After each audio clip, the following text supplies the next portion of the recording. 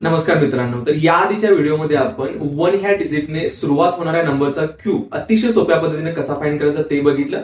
आता आपण काय बघणार आहोत, 1 ह्या डिजिटनं एंड होणाऱ्या नंबरचा क्यूब कसा फाइंड करायचा. सेम मेथड आहे, चला बघूया.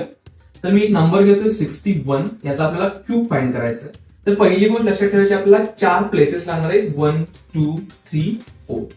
तर याच्या आधी आपण काय करत होतो, डाव्या साईडहून उजव्या साईडकडे गेलो होतो. आता तिकडून इकडे यायचं आहे. कसं यायचं आहे बघा.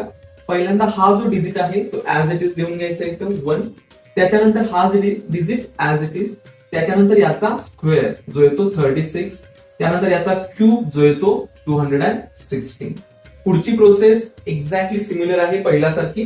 36 ची डबल किती येते 72, 6 ची डबल 12. आता यांची काय करायची, आपल्याला ऍडिशन करायची आहे. तर बघा 1 ऍज इट इज खाली येणार, 6 + 2 8, 1 जो असणार आहे तो कॅरी ओव्हर होणार पुढे. 6 + 2 8 + 1 9 आणि 7 + 3 काय येणार आहे 10, जो पुढे कॅरी ओव्हर होणार आहे.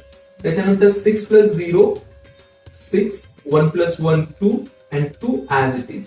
तर हा जो नंबर आलेला आहे 2,26,981 हा काय आहे 61 चा क्यूब आहे.